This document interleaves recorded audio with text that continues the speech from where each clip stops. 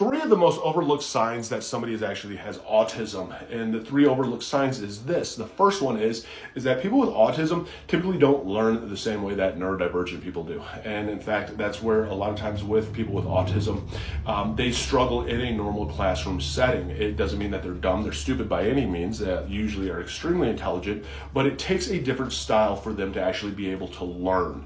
And that is one of the just telltale signs. Guess what?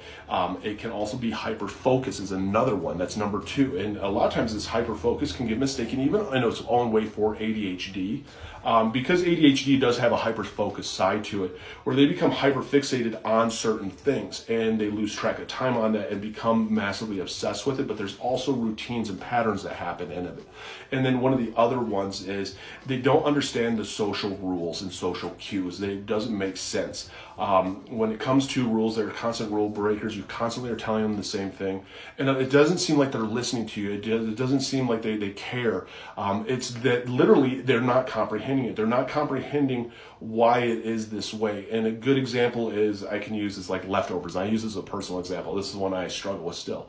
I don't understand why, okay, if somebody has leftovers, I have to leave it for like 2 days. I have to know 2 days and then I can eat it. Otherwise, if it's leftover, somebody didn't really want it and it's there. And no matter how many times you tell me, it doesn't register right in my brain. And I really struggle with that. There's certain things that we just really struggle with setting in.